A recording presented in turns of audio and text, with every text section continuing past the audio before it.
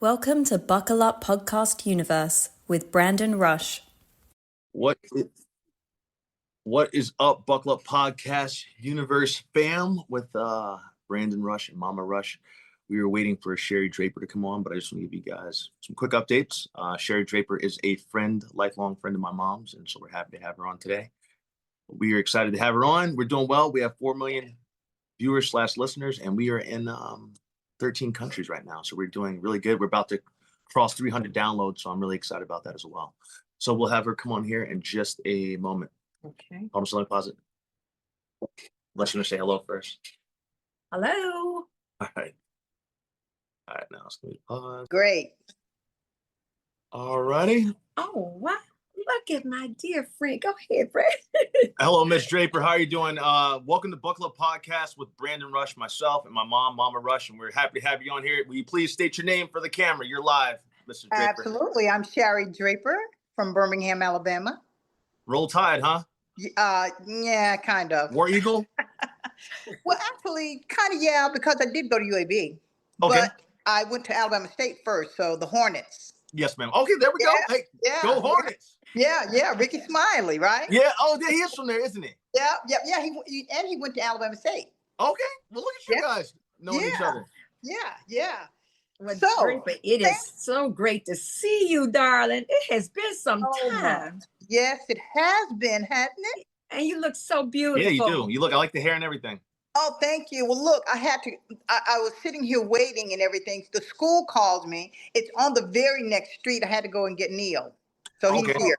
Yeah. Oh, okay, that's great. Now, is Neil your son?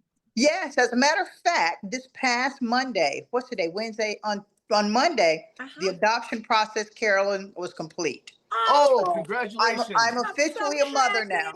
Oh, yeah, congratulations. I'm so happy for you. You know, Ms. Draper, I'm glad you mentioned that. Would you mind kind of telling us about that process? Yeah, well, it's really interesting. You know, now that he's here, he really doesn't like for me to talk about it too much, so I won't get too deep into it. You don't have to. No, I'll talk about it. But about a year ago, the courts gave him to me for some unforeseen circumstances. Yes, ma'am. And actually, I met him when he was 6 months old. Oh, really? Yeah.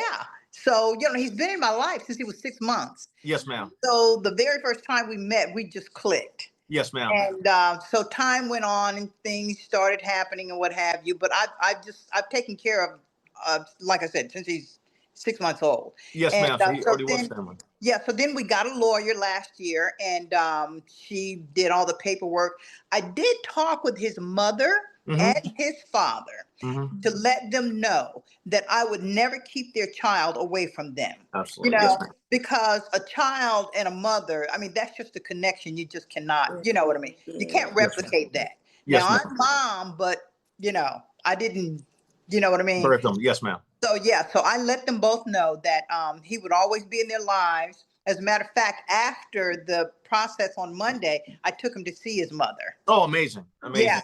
Yeah. So, but he's a really good kid. And I tell you, Brandon, I honestly, I'm hoping that he turns out as good of a person, a man, as you are. Oh, thank you so much, So Ms. I'm Draper. not sure what Carolyn did, but I hope to replicate that. Yeah, well, you know what? It wasn't just my mom; it was my father too. So I had to give them absolutely. both credit. No. Yes, I ma'am. don't forget about Dave. He was my good friend really as well. knew Dave too. Yes, ma'am. Absolutely. Yeah. And he was my good friend. Yeah. Oh, yes, ma'am. Thank you so much. I want to say one thing. I always quote this because I've been taken in by families myself. And then some of my best friends, I'm Uncle B to their kids. And the saying I always say is this: family isn't always blood relatives. Exactly. It's anyone that loves you unconditionally. That's right. Absolutely. And I love him unconditionally. Yes, ma'am. Hold on 1 second. Okay, he's making hot dogs. Okay, pour the hot water in the sink, Janelle. Oh, I'm so sorry. No, you're good. I don't want him to get burned. Ooh. Yes, ma'am. Okay. You want to put us on hold? No. He's doing okay. Because he's coming. He just got home from school, and I can only imagine he's hungry. Yeah, and he's sick. Oh man. Oh, okay. Wow. Yeah, he's sick. He wasn't feeling well, so I had to go and get him. Understandable. It's like that sometimes. Yes. Well, at any point, if you need to stop, just feel free to stop. We can pick it back up later. Yeah. No, we're good. But Draper, I was telling Brandon how much you have meant to me. I mean, as she almost became a sister to me when I was in Richmond, Virginia, and so many things were going on. But the thing I always laugh about, and I want Shari to tell about it, we both were pharmaceutical reps. Shari, please tell about the adventure of I was me. wondering if we were going to talk about that. Then we want to go from your history, your roots, all the way to Virginia back. So we'll do that. But go ahead. Yeah, absolutely. So Brandon, I was sort of an OG rep, right? Yeah, original So gangster. Okay. Yeah, so we were at St. Mary's Hospital. And I got on the elevator, and no, I saw you in the parking lot. I think she was kind of struggling with her samples and what have you. And because, in that industry, when you see someone that looks like you gravitate, right? Yes, ma'am, absolutely. So I went to her, and I was, just trying to ask her if she needed help and what have you. We talked a little bit. She got on the elevator, and she just looked scared out of her mind. Yes, which I can certainly understand, right? Yes, ma'am. And so from that day on, we just clicked, and we just became very, very good, lifelong friends. Amen. That's what I like to hear. The parking lot at St. Mary's Hospital. That's where it was. And what was so interesting about that, it was the first day out of training, and I was steady there trying to put my samples in the bag and just I really wanted to crawl into the trunk of the car. And I into that van. I just really wanted to crawl in and fold up, but I knew I had the training for it. And so I knew we were going to meet, and she could see me and driving out. She said, "This is something I'm gonna help her." And that's what I loved about her. She came right away and she said, "Oh, okay, just go ahead. It's gonna be fine." And the Lord sent Draper, and I always call her by her last name, as a guardian angel for me that day. Yes, ma'am. Because it was my first day in territory. And from that day that we got on she got on the elevator with me and everything. And I went in, and it was like, your guardian angel is here. I could hear the Lord say that she's here, and you just go on in there. She told me, you go on, you're going to do just fine. Yeah. And I knew that the Lord sent you on that day, Draper, and you just been a dear friend to me. Yes. So, and it's a daunting process because, we always think of doctors as being, so high and mighty and, it's a little scary. And to think that you've got to go in and talk to them about your product and hopefully sell them. Yeah, it was a daunting process. So. Yes, ma'am. Well, Ms. Draper, I want to say two things real quick. The first one being where I got my work ethic from, which I'll make it short, is when I was in high school, I used to see my mom at nighttime when I go to bed. She'd be up all the way. I go to sleep around like 10 o'clock, whatever.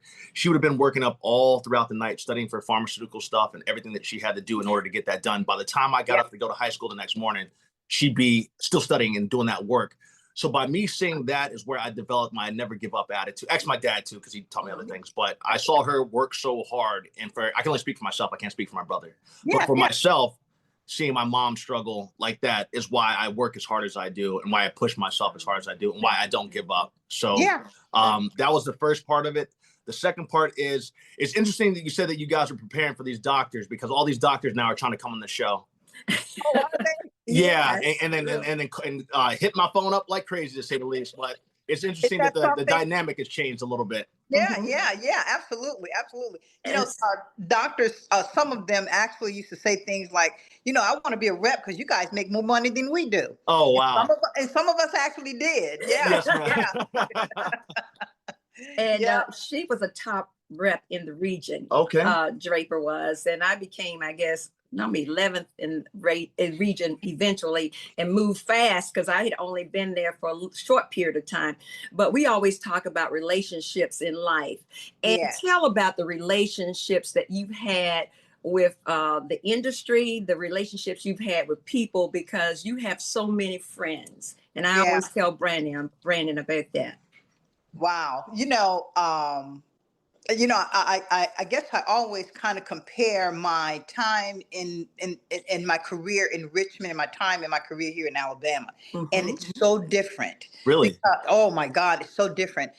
It's a mindset of the physicians. In Virginia, they were my friends. Yes, Dr. Green, Dr. Jackson, Dr.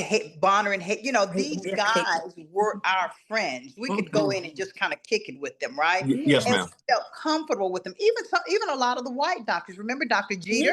Jeter? Dr. Seaman. Did you ever have Dr. Seaman or Duckworth? Yes, Yes, absolutely. exactly. So Yeah, they're our so friends. We Okay. know them. yeah, we Mhm. actually talked to these people, very comfortably. Yes, ma'am. And we've had people, somebody, Dr. Castellucci. I don't know if you remember Yeah, Dr. I met Castellucci. Dr. Castellucci. Have Yeah. had dinner at his house. Uh-huh. And but here it's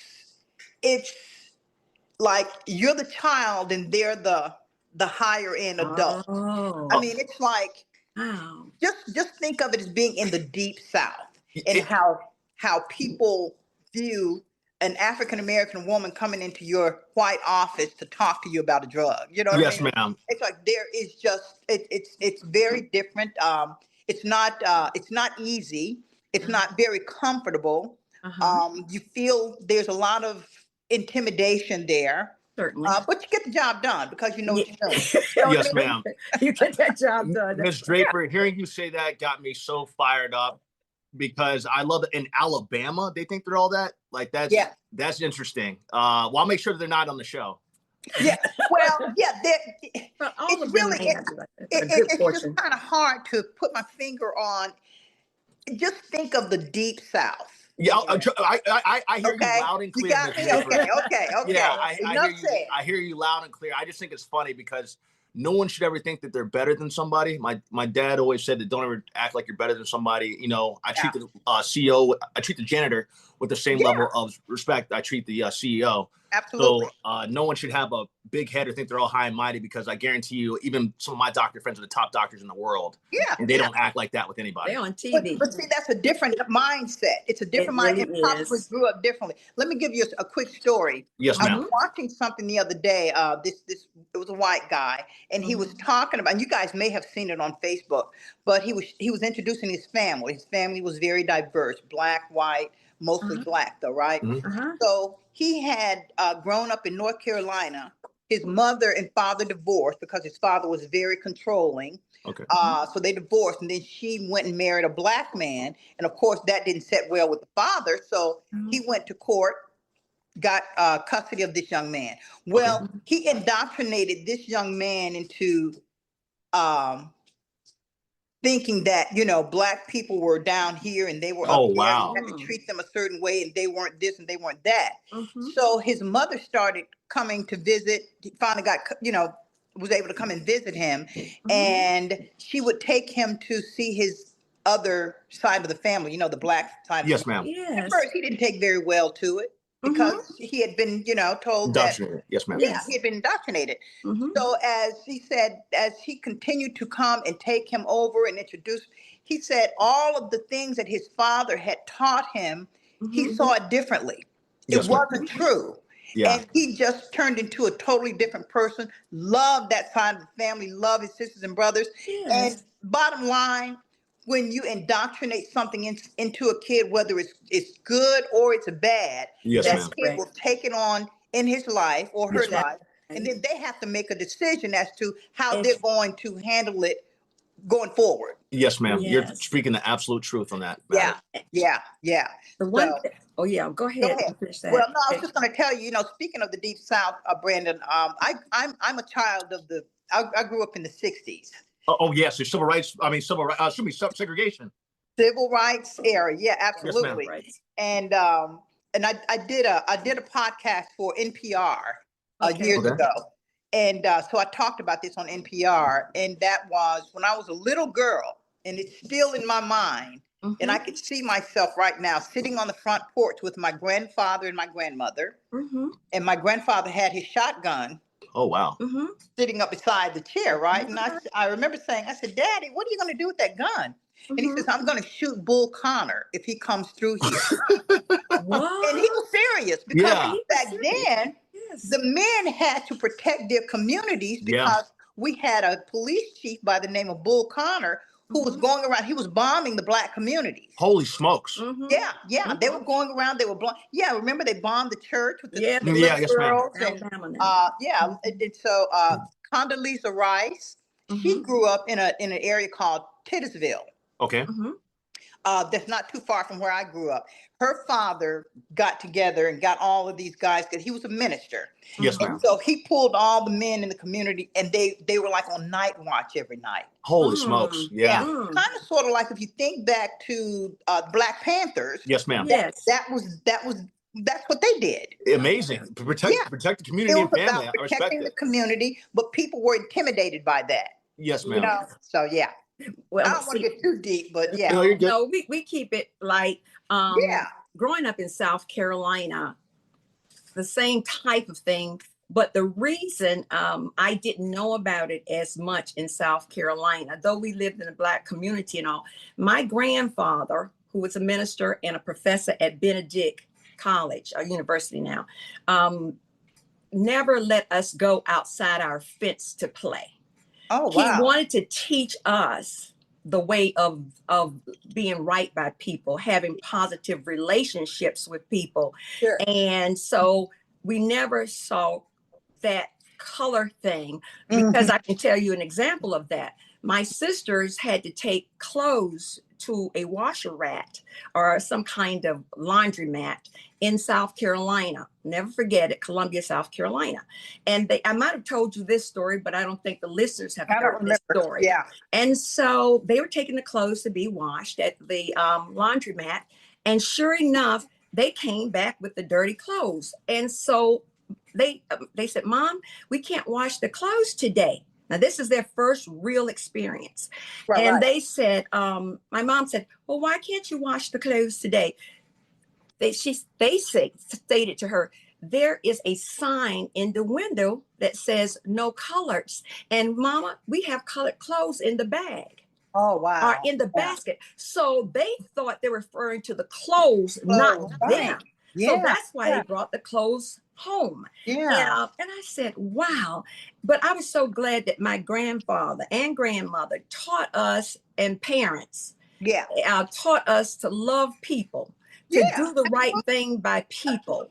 And those relationships, I think our parents taught us as young kids, your parents and my parents, to not just look at the outside of man, look at the inside of the man. And I think that relationship carried on with us when we went to Virginia, and we were able to bond with the offices, the office staff, from the front desk to the nurses to the doctors. You had the same type of skills I had. You had. Have. We never overlooked people, period. And so that's why we could get appointments when other reps couldn't. And it always, they love Carolyn. They love Carolyn. Neil too. And so with that said, I never forget, one of my managers said to me, "Carolyn, can't you take some of the reps, your teammates, with you and let your relationship transfer to them?" I said, "It doesn't work that way. I'll be happy to take them in, but they have to form their own natural relationship, because it's not about pseudo, it's not about pressure, it's about first showing that you love them, you appreciate the business, you appreciate the not the teachers, but the children, not children, whether some doctors were, pediatricians were, but some of their patients, let's just say the word patients. Right. Some of their patients, and you love the way they treated their patients. So we knew what we were looking at. And then we came with a knowledge, because we learned our work in school. I always said I didn't sell sex, I sold science. So I wanted to make that clear when I went in. But the relationship we had, and that's why I talked about relationships first, because I think that's very important in life. And I think that comes from our upbringing. And maybe in the South, we did experience some things, and that mindset is still present. But I thank the Lord that we now have beautiful friends, and the world is trying to change and get better. And we know it will with God's help. So with that said, I want you to talk about your trip. You went to South Africa. Oh my God. Please share that with everyone. Brandon, I almost didn't go. Okay. Because I was afraid, you know, how these planes all of a sudden were falling Oh out, man, you know, yeah. all this airplane stuff, right? Yeah. So I was I decided I was going to go to my doctor and see if I could get an excuse so I could get my money back, you know, Yes, ma'am. but that wasn't going to happen, right? Yes, ma'am. So then I talked to several people, talked to a friend of mine who's been back and forth to South Africa and, you know, on the continent several times, right? He worked for USAID. And so he traveled there all the time. Okay. And he talked to me about it. And he said, Sherry, you know, think about these planes go back and forth daily. I mean, hundreds of flights. The odds of you falling out of the air on an air, it's just they're extremely low. You're probably safer in there, you know. So he talked to me about it, right? Yes, ma'am. So I said, well, you know what? I talked myself and I went. Yes, ma'am. It was the best decision ever. Oh wow. Wow. Yeah. South Africa is so beautiful. Yes, ma'am. So we first landed in Cape Town. We did Okay. Cape Town. Went Yes, over to Robben Island where Mandela Okay. was imprisoned. Yes, So ma'am. we did that. We went to a place called Table Mountain, which is a mountain that's kind of flat and it's really nice, and you can overlook Cape Town. And Cape Okay. Town it's on the edge, it's on the water, Yes, and it's ma'am. absolutely beautiful. Okay. So that was my experience there. But my experience in Johannesburg was different in a good way. Yes, ma'am. So Johannesburg is breathtakingly beautiful. Yes, ma'am. It reminds me kind of a combination of California and Atlanta, Okay. but bigger, right? So that was a beautiful part of it. But of course, there was a sad part because when we went over to Soweto, it was just heartbreaking. Okay. So it's just the way the people live there. It's night and day. Yes, ma'am. But you know the history. You know how the British and Yes, the ma'am. Dutch Absolutely. overtook but it was just so beautiful, and I felt like I was home. Yes, ma'am. Oh, You know, I even had people. Some of the men were like, "Welcome home." You Oh, know, okay. Awesome. welcome home. And so, got a chance to go to Mandela's house Okay. the one where he died. Yes, ma'am. It's in a beautiful, I mean, breathtakingly beautiful area. Yes, ma'am. And so while we were there, his grandson walks out. Okay. So the tour guide, he said, "There's his grandson." So he had come out. A young lady had come up in an Uber, and Yes, he went ma'am. out and got a little bag, as you know, and she was going to spend the night or whatever. Yes, ma'am. So I got a nice picture of him. Oh, great. And then when we were in Soweto, we went to the street that it's the only street in the world Yes, where ma'am. there are two Nobel Peace Prize winners lived on the same street. Oh, That wow. was Desmond Tutu and Nelson Mandela. Oh, Okay. All right. Yeah. That's So pretty awesome. it was an absolutely beautiful experience until you saw like the shanty towns and that was just very heartbreaking. Yes, ma'am. Yeah. But the experience, I'll never forget it. And as a matter of fact, I'll go back. Yes, ma'am. Oh, Yeah, There's- I'll go back. Sorry. how long was the trip? 7 days. We were there Okay. for 7 days. Yeah. And how long was the flight? The flight was about 16 hours. Ooh, that's a long flight. Yeah, but it wasn't bad though, because when we flew out of Atlanta, we flew into Amsterdam. So we had a 2-hour layover in Amsterdam. Okay. And then we went into Cape Town. But coming back, it was a straight 16 hours. But you leave at night and then you fly into the next day. Okay. Oh, Yeah. wow. Amazing. So Yeah, so it, it was not bad at all. So Okay. most of the time. Yes, ma'am. Well, Miss Draper, hopefully she doesn't kill me, but there's this actress I'm really close with from South Africa. Her name is Nicole Besic. Hopefully I said that right. Hopefully Nicole Besic, because I know she's gonna kill me or basic. She's gonna be on this podcast. She's a really famous actress in South Africa, and she's originally from Johannesburg. I believe she's from Cape Town, but she lives in Johannesburg, and she's done she's been the series regular like 3 different Netflix films. She has a new one coming out now, but she's been telling me, Brandon, you need to come over here and visit. Like she's like saying that, so I'm gonna have to go because she's been telling me for 4 years. Brandon, you will love it. Yes, ma'am. I mean, it's so beautiful. Yes, It's ma'am. not even funny.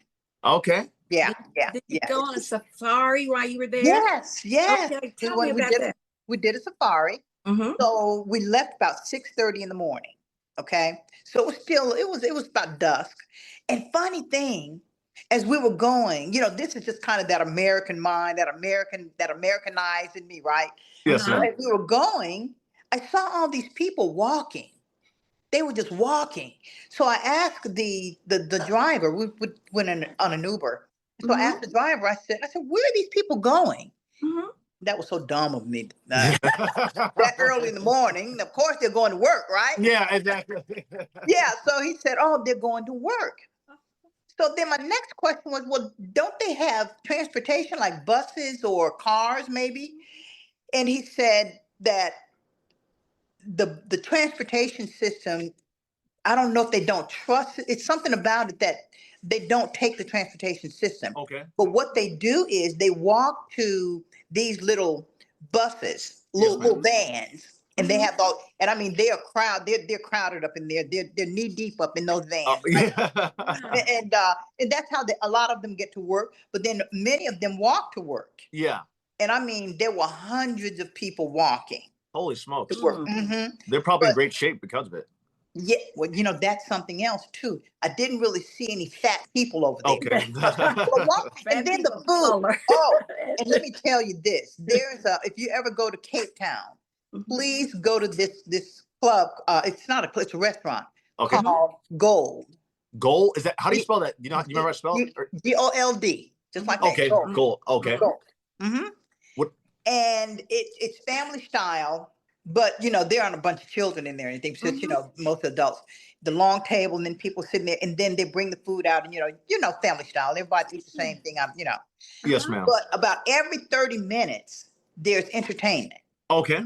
and the entertainment was out of this world. Yes, I ma'am. mean, these people, these dancers, these entertainers, it was incredible. Holy smokes. And then at the very end, after the last entertainment, people in the audience, we got up and we were dancing and doing all the dancing and what. Oh, it was beautiful. Yes, ma'am. Absolutely beautiful. So I'm gonna have to go. Gold. Gold. Yes, ma'am. I was talking to Nicole, literally, who was in South Africa this morning. Well, I don't know what time it is over there, but I was talking to her this morning. So I'm gonna have to tell her, hey, we got to go here, and probably a bunch of other places she's gonna show. Yeah. Now Gold is in Cape Town. Cape Town. Yeah. I have a feeling she's gonna have me go to both because I know her family's in one and then she's in the other, but it's probably gonna be both. Brandon, you may want to live there. Oh yeah, it's that nice. Yeah. We'll see. We'll see. Tell me about the food. Was the food good? You know how we both, well, one thing you don't know and listeners might not know, but Draper is a outstanding cook. Oh, wow. I mean, you think my cooking, this child right here can cook. Yes, ma'am. And so tell me about the food. Yeah. Excuse me. Tell me about the food. The food was good.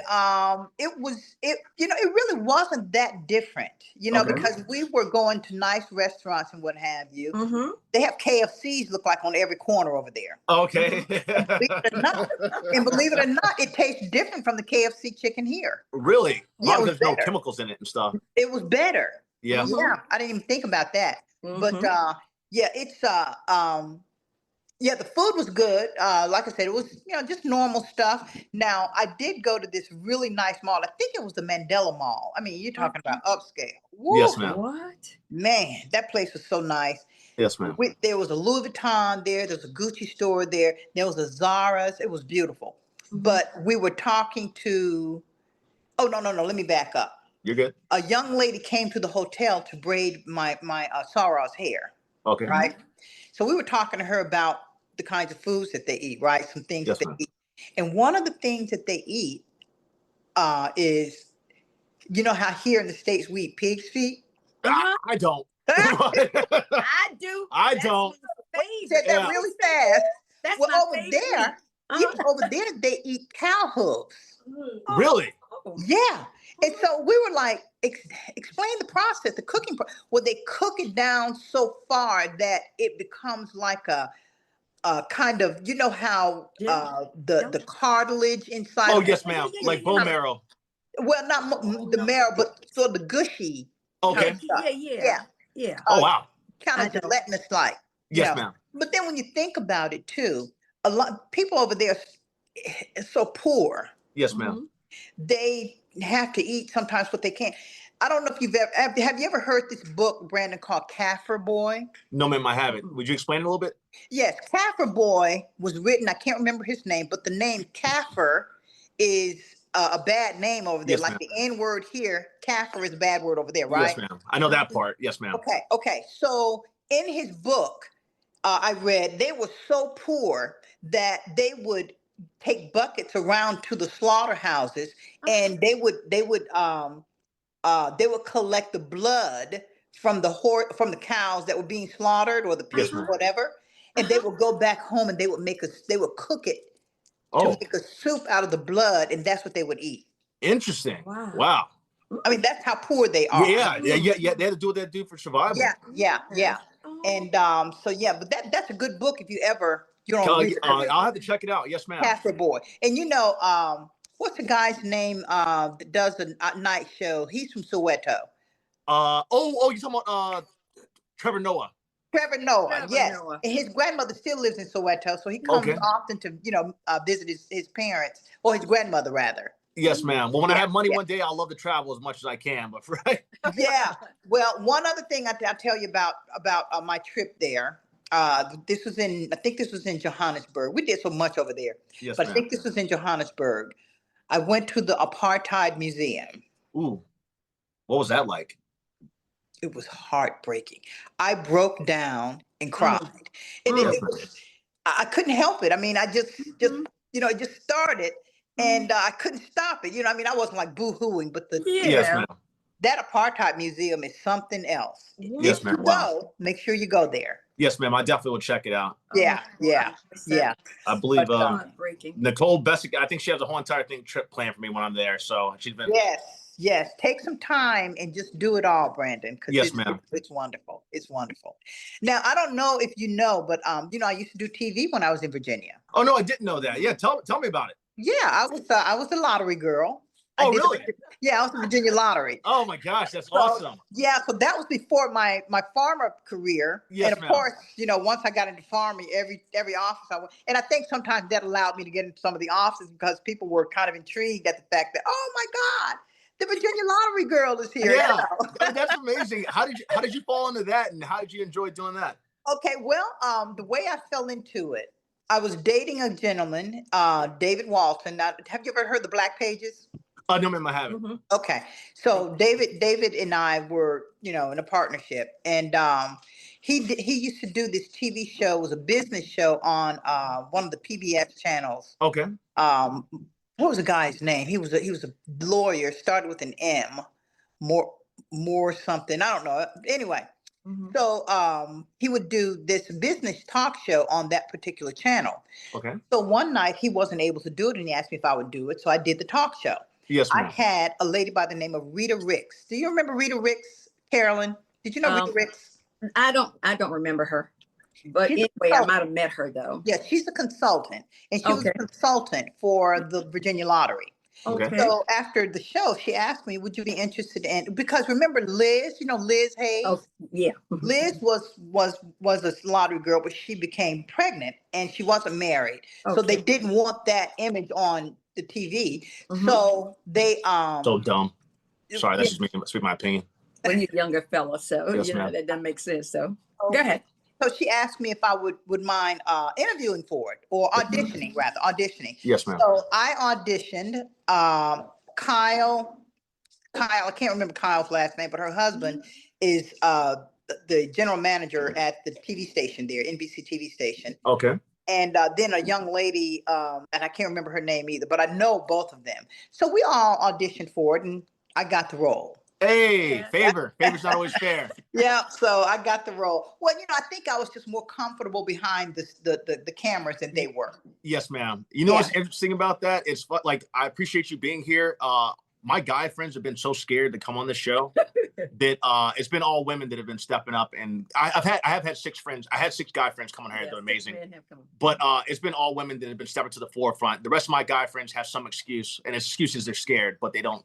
I know nervous about. Yes, ma'am. But I just think all the women. I've been so proud of all the women that have come on, and the men that have been there, the 6 of them. But it's been all women, like yourself included. They're right. They're comfortable in front of the camera, or even stepping out of their fear zone and into a different zone. So I appreciate you coming on, and I just had to say that. Well, Yeah, I mean, it's very comfortable. Yeah. Well, Yeah, I mean, go ahead, Draper. Go ahead. Look. Yes, sir. See. Anyway, I need to give him a break because I know we should get to that direction. Neil, yeah, he's cracking a bottle over there, but yeah. So it's very. I mean, this setup is very comfortable. Thank you. Just tell him, you're just chit chatting, really. I told him that. I told him that from the beginning because I've been friends with them forever. But if they're nervous, I'll let them be nervous. We're moving and grooving. Yeah, I think it's a thought of a lot of people seeing what they're doing and afraid of making a mistake. But yeah, it's no big deal. Yes, ma'am. Yeah. Draper, as you can see, Draper has that beauty, but she has that beautiful speaking voice as well. Yes, ma'am. And so it was just a natural for her to be on TV. When I saw Draper for the first time, I said, "Oh, that's one beautiful Black woman there." Yes, I mean, when another Black woman looks at another Black woman, and says, "Wow, that's a pretty woman." I guess we in the same boat here. And God just made her like that inside and out.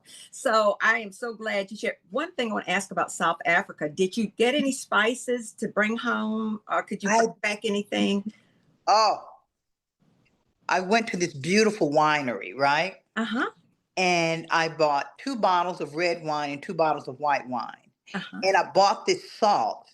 And I think it was made in India, I think. Uh-huh. Okay. But y'all, I have never tasted a salt that tastes exactly like boiled eggs. Really? What? It tastes, and when I came home, I tested it on someone. I said, just taste this. And they were like, that tastes like boiled eggs. It was the most unique thing. I don't know what I put it on, but I bought it because it was unique. But yeah, I went to this beautiful winery, and the wines were just absolutely beautiful. I mean, just magnificent wines. Uh-huh. Well, I'm trying to sneak them back into the States, right? Rather put one of my bottles of the red wine in my bag that I was shipping. Mm-hmm. No, that I was carrying on, because I put the other ones in the bag that I was shipping back on the plane. Yes, ma'am. And I put that one. I don't know what I was thinking. I wish I'd put one of the white wines in there. But anyway, when it went through, they saw it and they pulled it and made you put it in the toss it. trash. Oh, that's but brutal. I still have one. Okay. I bought 2 of them. Yeah. Yeah. Oh yeah. My God. But no, kind of like no, sorry. I meant to that's devastating. I bet you wish you did pack that. And then I did have one other question about South Africa, just about going over there. Did you have to get a visa or anything for that to travel with that? No. A visa is when you're gonna stay. Okay. I had to get a passport. Oh, that's why you had to use your passport. Just a passport. I had to get a passport, and I had to get some shots. Yes, ma'am. Oh, okay. Yeah, I got I can't remember the name of them. So I had to go to the health department, and the nurse practitioner that did my shots and what have you, she said, "Look, you're going to need these malaria pills also." Ooh. So I didn't need the malaria pills. Okay. Yeah, even only if you're going into bush-like places. Yes, ma'am. Now maybe if I go to Ghana, I may need those. Yes, ma'am. But otherwise, no, I didn't need that. But yeah, you do have to have your shots. Okay, thank you so much for letting me know that, because I had to with the United Kingdom, I had to get a whole entire visa for that, a visa or something. I had to fill out all kinds of documentation for that because, yeah, I had to do that in order to go, because you can't just use a passport. As of I think that's either January 2025 or January 2024. You're not required. You have to get, there's some kind of document. It only costs $20, but I had to get they needed my passport and all that, and they had to approve it. Okay. So you can't just use a passport to go to the United Kingdom anymore. Well, as an American. Well, now you have to have this star thing on your driver's license, star ID. Okay. Yeah, because now if you're traveling, you have to have the star ID, or you can use your passport. Yes, ma'am. But most people don't have passports. Yes, so, ma'am. Yeah. So, but even if you have a passport, you probably need to get that too. Yes, ma'am. I have a passport because of my work, because acting sends me everywhere. Yeah. So I have to constantly have that everywhere in the world. It sends me, so I have to have that constantly. You're right. Yeah, I was going to say one good thing about what you're saying about the passport. You can actually use the passport to go into government buildings now. So if you don't have the star on your license, if you have a passport, that works as well. Yes. Okay. Okay. So Okay. I wanted the listeners out there to hear that as well. But it's good to get that star to go, unless you want to carry a passport every place you go, especially if you're going on government sites. Well, speaking of going on government sites, your people, listeners may want to know this too. Do not carry anything like mace or anything like that in your purse. Okay. I went to, I was going to tour the White House. No, it's the Capitol. Uh-huh. And I had a big bottle of mace in my purse, not knowing. Uh-huh. And man, they jammed me up there. They had me held hostage up there in the White House. I mean, in the Capitol. And I was so embarrassed because this guy that I knew that I had worked with, who was he wasn't a general.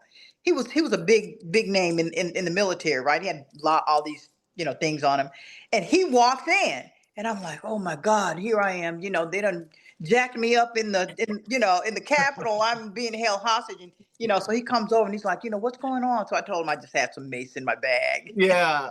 So just for listeners, don't take mace. Yes, ma'am. Don't take her.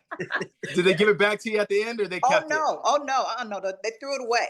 Okay. Yeah, Was this recent or was this last year? No, I was living in Virginia when I did that. Okay. Okay. Yeah, yeah. Oh, that's definitely good to know. Now, Yes, absolutely. well, I'm going to transition to another subject area because I'm thinking about you in real estate, and I'd like for leaving the industry of pharmaceutical sales, and now you're in real estate. Tell us about how that process went for you, the training you went through, and how many houses you sold, and that kind of thing would be great for everyone to know. Yeah, well, when I retired, well, actually before I retired from the pharma industry, I went ahead and I went to school, the real estate school, and that's a 60-hour process, and then you go and you take the state and national exam. Okay. Well, I went to work for a young lady who had a boutique real estate company. It was small, but I really didn't sell. I ran her real estate school. Okay. And it got a little complicated. Our relationship became a little complicated, so I left. Yes, ma'am. Understandable. 2 months ago. Okay. So now I'm with the company called Realty South. Okay. And I'm going through some training, some extensive training. And it's funny you asked me about that because I'm going over to the office when I leave here. But I had a gentleman to call me this morning, and he's talking to me about the referral process. Yes. So this company, which is an excellent company, they also have a referral side. Okay. So he's asking me to be a part of the referral. So basically, these people will call in to my phone, and they're looking to buy a house or put their house on the market. Okay. So I can decide whether, I would take it based on where it is, or, I would not take it. And so I asked about the commission process, because a lot of times in referrals, people want half of your, commission or what have you. Yes, ma'am. But it would, it's not like that. They'll give me my entire commission. But the process, the real estate industry is a really good industry. Now, Yes, there is a window of feast, and then there's a window of famine, right? Yes, ma'am. Okay. So just say from April to about August is the feasting time. People are buying, people are putting their houses on the market. So it's a really good process. Now, in my community where I live here, there's a gentleman who he markets here. I mean, this is his farm area. Yes, ma'am. But I plan to kind of take over, at least start, farming here as well. Yes. But he sells everything up in here. Okay. Now, there's a gated area where they start at about $500,000 or more. And I mean, it's like every week he's got something going on up in here. Yes, ma'am. But people like that. Now, there's also another lady. Her name is Joy Chen, I think it is. Her husband is a interventional cardiologist at the University of Alabama, Birmingham, the hospital, right? Okay. She is tearing it up. Yes, ma'am. She sells so many houses. She's become like a legend in Okay. this area, right? But if you can just work it, learn the business, and a lot of it is referral, a lot of it is like people that Yes, ma'am. and you can make a lot of money in this industry. But like I said, it's kind of feast and famine-ish. Yes, ma'am. But it doesn't have to be total famine-ish. You know Yes, what I mean? ma'am. Absolutely. You know what I mean? I mean, if you can work it, you can do very well. Miss Draper, sorry, let me say this because I think it's important. Miss Draper, what people don't know, my mom doesn't even know this, but I'm about to say it right now for the first time, is on Instagram, wherever I post, the reason I'm asking this is because the area that you need it in, just let me know. Instagram posts wherever I decide to put my location at, anywhere in the world, Instagram puts me there and it shows it to everybody that's there. Oh, wow. Wherever, any airport, literally any location I put it at, it spreads it out to everyone in that location. So I get at the lowest amount, I get 100 people looking at the lowest amount. Wow. So you definitely want to. What's the company that you work for? What's the name that you want to plug? Realty South. And I do have to. I have my Facebook page set up, but I do have to do I got to get my Instagram page set up. I haven't done that yet. Okay. And what's the Facebook? Would you say the name of the Facebook page that you have set up? Yeah, it's Shari Draper at realtysouth.com. Okay. And if anyone needs to contact you, what is the best way to contact you? Well, it's probably I do now. You can contact me through my Instagram, which is it's kind of crazy. Yes, okay, say it. It's Shabubi. Okay, spell that for us, please. Okay, SHABOOBY, I think it is. Mm-hmm. Yeah, Shabubi. Let me tell you how I came about that name. Okay. When I was little, do you remember, Carolyn, this cartoon that used to come on called Johnny West? Yes, I love Johnny West. I love Johnny West. Do you remember the camel? The camel's name was Shabubi. Oh, I forgot what the camel's name was.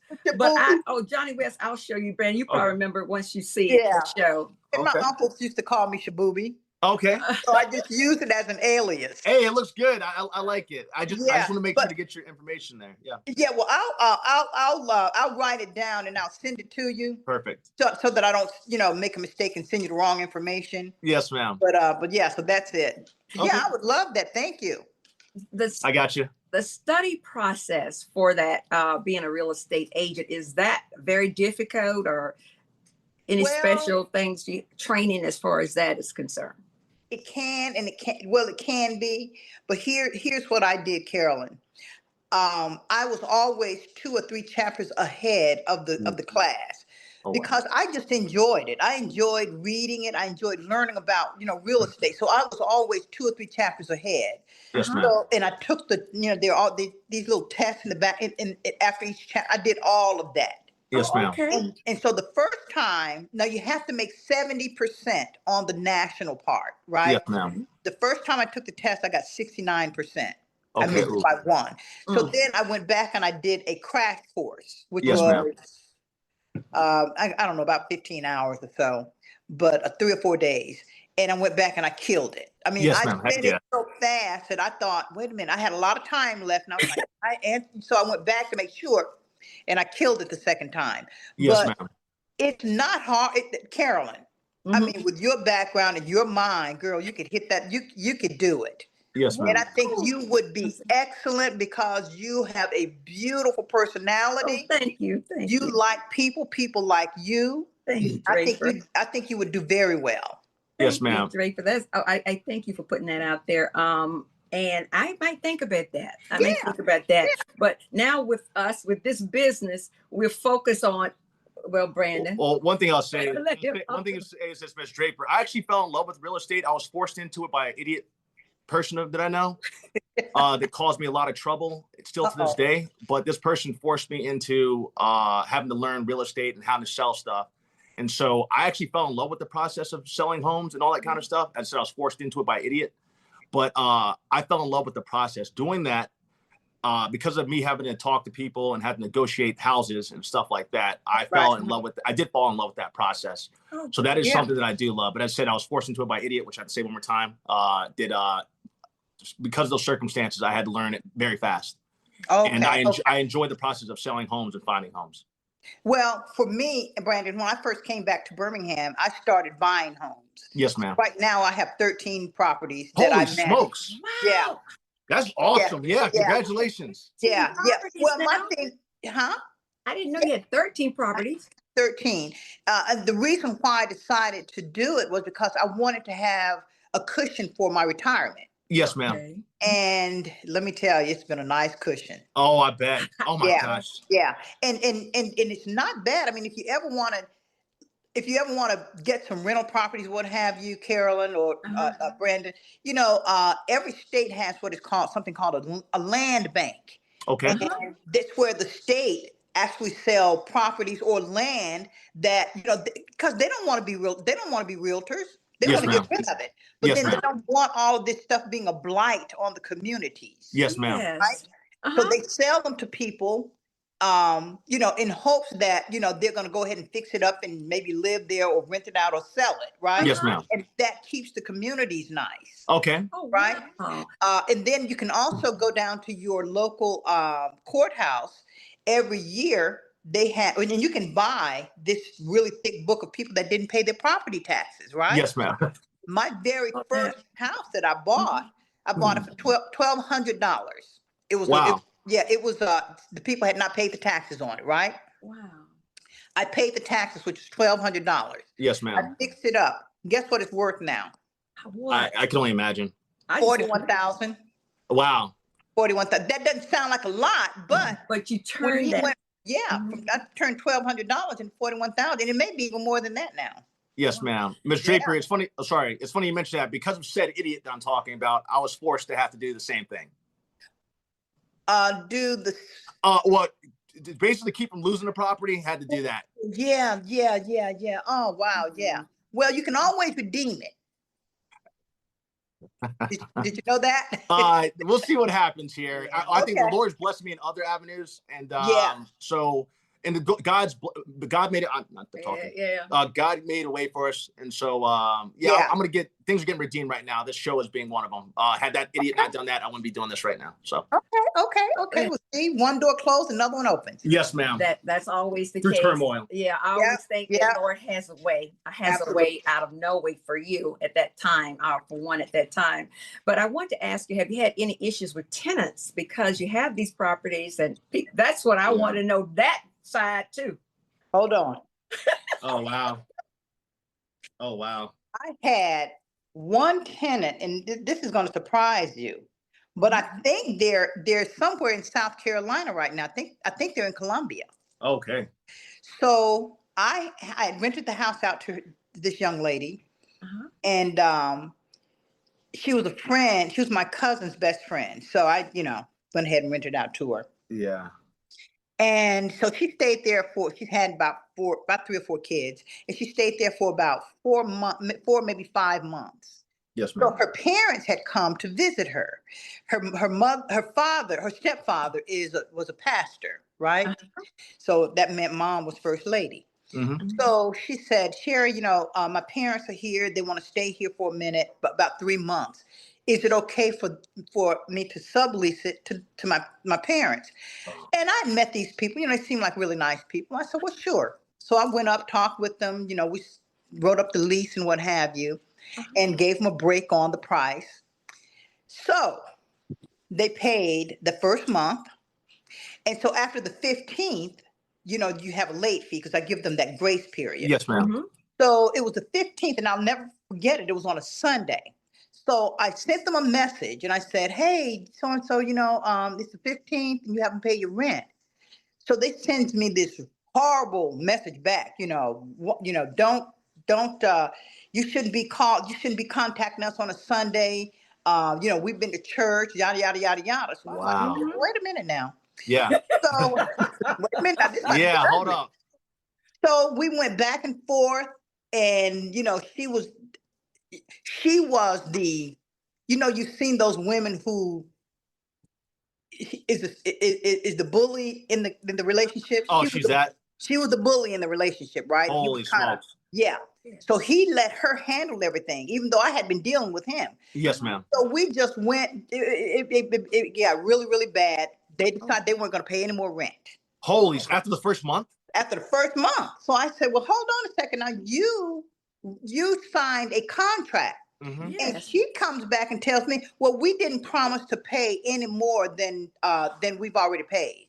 I'm What? like, This the contract said that you were paying them. Exactly. So it just got so crazy. And they were right up the street from my mom.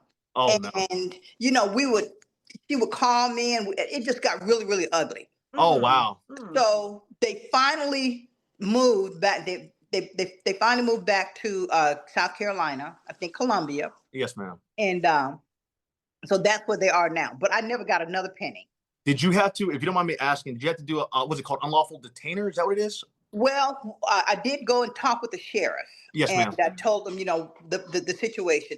And he said to me, he said, Miss Draper, it'll probably take you about 6 months or more to get them out of there. Holy smokes. That's always a scary part. Wow. But see, here's the thing though. Our governor here, Governor Kay Ivey, has put a bill out now where the landlord has all the rights now. Because that's great.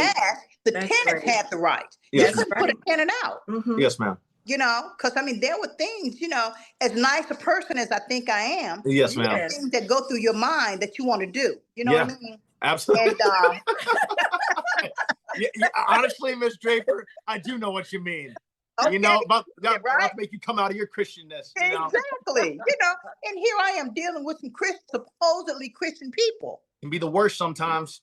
Man, I couldn't believe it. I couldn't. But that's my only part. That's the only problem I've ever had. But basically, tenants are great. I mean, you've had. They are. I knock on wood because I've had some great.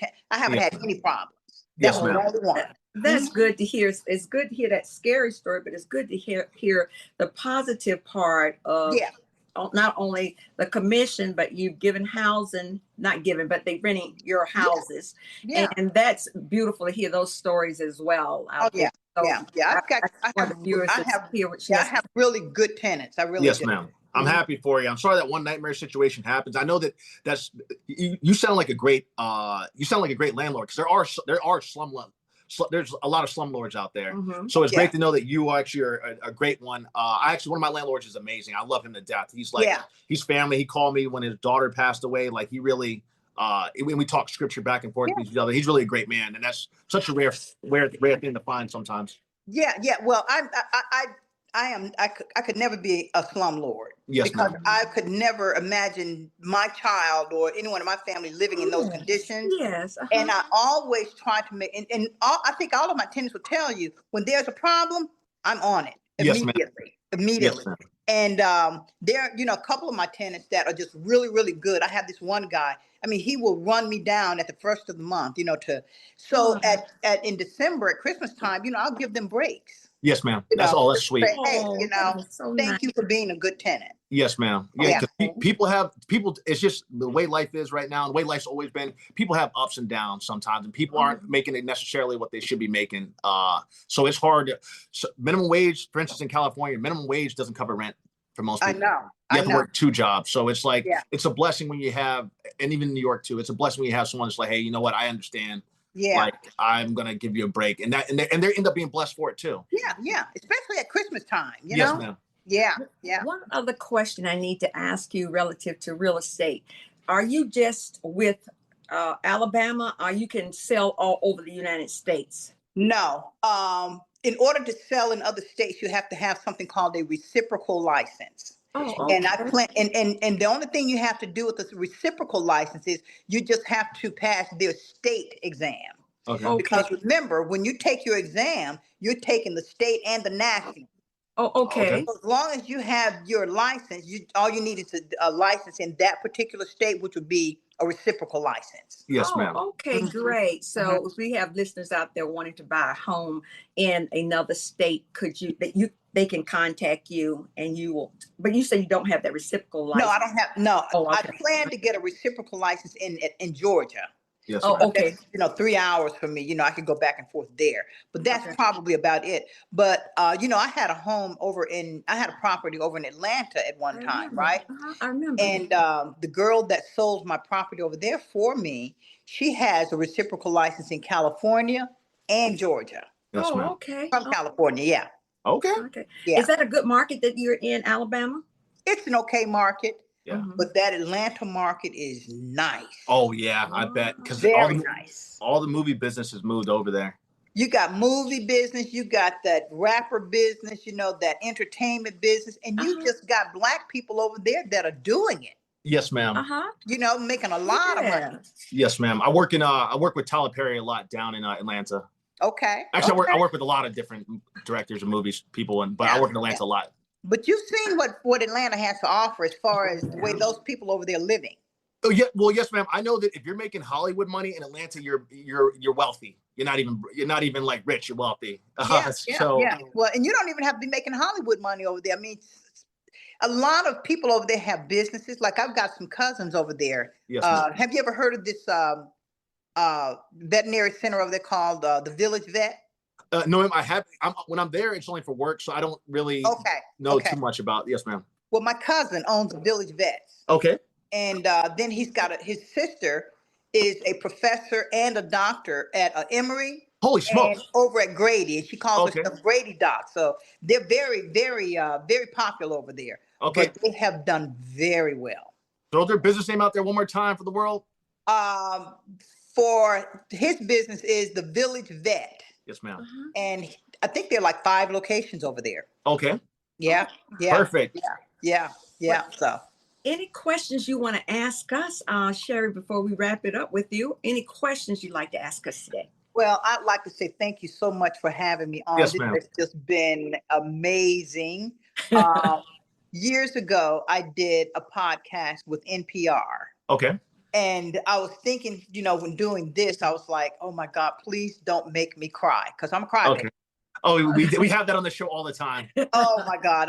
I did not want to cry, because I did cry, talking about my mother on the NPR podcast. But this has just been amazing. And I want to thank both of you for allowing me to come on and just, talk about my life and some things that I've done. Absolutely, Miss Draper. Yeah, Miss Draper, you're always welcome back on. Don't worry about crying. I've cried several times on this podcast talking about my dad. Okay. Oh, your dad was. Dave was my buddy. Oh man, yeah. I used to take him Buffalo Rock. Oh, that's where I would get the Buffalo Rocks from. I drank all of those. Thank you. Oh my God. Yeah, I would drink those Buffalo Rocks. It comes in a yellow can and it's red on the top. I drank more of those Buffalo Rocks because of you. I can't thank you enough. I love that soda. Well, that soda is it's an Alabama thing. And you have to be careful when you're drinking it, because it has so much ginger in it. Yes, ma'am. Drink it and breathe. It'll come out of your nose. Yes, ma'am. Miss Draper, I did not know that. Dad probably told me that, and it might have slipped my mind. But thank you so much, because even when Dad on his last days, we were drinking that Buffalo Rock. Yeah. When he came down, he brought his father down. He brought his father down one time, and I met him with 2 cases of it. Bishop Smith, Edward Smith. Yes, ma'am. Yeah, and then one time I came to Virginia and I brought him some. Yes, ma'am. I drink them every single. I forgot about Buffalo Rock. You just unlocked the core memory. I hadn't thought about it since Dad was around. Yeah. And if you have some stomach issues, drink ma'am. a Buffalo Rock and you're good to go. Oh, wow. And I think that was so great to hear that his dad did like that drink, because he had pancreatic cancer, but he was able to drink that and get something in himself, and he felt better with it. So to know that you brought that up, and know that it impacted Dave's life when he was really going to that last stage of cancer. I'm so glad to hear that today, me Brandon. too, man. That made my day. Did you ever get Bluebell ice cream? Now that Bluebell ice cream, you remember when you got some and tried to bring it back? Girl, I guess you go. Tell me, do they have Bluebell ice cream now where you are? Carolyn, of course. Yeah. Oh, good. Bluebell originated in Louisiana, and my parents used to go down and visit her cousin in Shreveport. And she would bring that Bluebell back in but now we have it in Alabama. You guys should have it in North Carolina by now. Oh, interesting. I guess I might have to convince you to give me some of this Rolling Rock, by the way, sidebar. No, Buffalo Rock. Buffalo Rock. Yeah. But if you're ever, anytime you want some, just let me know. Yes, but, ma'am. If you ever, I'm sure you're going to go back to North Carolina, get you some of that Bluebell ice cream. Brandon, you're probably too young to remember this, or I don't even know if you've ever had this before, but back in the day, we used to have the ice cream makers that you crank. Oh, right? No, I didn't know that. Did you remember that, Carolyn? Yes, we had that. Well, we had one similar to that, what you're saying. And then it became electric. That's but correct. that homemade ice cream, Yes, the Bluebell vanilla ice cream tastes exactly like it old really fashioned Oh, does. wow. It homemade really ice cream. does. Okay. Yeah, And just the vanilla. yeah. Yes, ma'am. And the first time I ever had it was when I went to Texas. And my brother said, "Oh, child, you have to taste this Bluebell ice cream." And I Yes, said, "Okay." And when I tasted that ice cream, had a taste, it reminded me of a little girl. It brings yep, back that flavor of a that memory. child. That's right. When we That's had the right. old timey way of That's right. using the best products to make ice cream. So yes, I love that ice cream. Yeah. Well, I think anything Yeah. else you want to ask Well, me? Miss Draper, you've been absolutely amazing. I've literally seen your pictures for years on Facebook because we've been Facebook friends forever. So I've Yeah. always seen your picture. I think you even wrote me something when Dad passed. So I appreciate that too. Absolutely. Yeah. Yeah. And then you're welcome back on here anytime. I said it's our show, we own it, and so you're able to always come on here and talk freely. Well, thank you so much for inviting me. Yes, ma'am. Thank you for All coming right. on too. And thank you Guys, have a so much for wonderful day. and thank you so Neil, much come for and say your hi. time. Thank you so much. Oh Can you yeah, say bring hi to Neil. right Yeah, here? Come let here, me Neil. see Right quick, Neil. quick. Hi. Hey, Neil, what's up, man? I'm Brandon. And I'm Mama Rush. Oh, it's so nice meeting you, Neil. Yeah, nice meeting you, buddy. Nice So meeting many you. positive things about you, Neil. He's going, I've heard so much about Neil. He's so smart. Yeah, man. that looks like it. Positive things about Neil. And I guess this time of life, he gives you so much energy to do so many things and meet so many other people out there. Hey, Neil. Yes. Come on, Yes, Neil. ma'am. You ready for? Oh, see how? Yes, ma'am. ma'am? I like that. Yes, ma'am. Already, manners galore. I love you. I've seen your pictures. You're so handsome. Well, you stay in there and do your best work at school, okay, Neil? Hey, Neil. One more thing. I work in television, buddy. So if there's any celebrity you kind of want to meet sometime or get a video from, let me know. I could probably go talk to him. I'm going to show Okay. you next time he's on TV, okay? Okay. That sounds good, buddy. Take care, man. Keep being great. All righty. Thank you all so much. Thank you, too. We're gonna give you a clap, Miss Draper. Thank you. Thank you. Take care, Miss Draper. Thank you so much. Thank Bye. you. See, stop that, and then stop.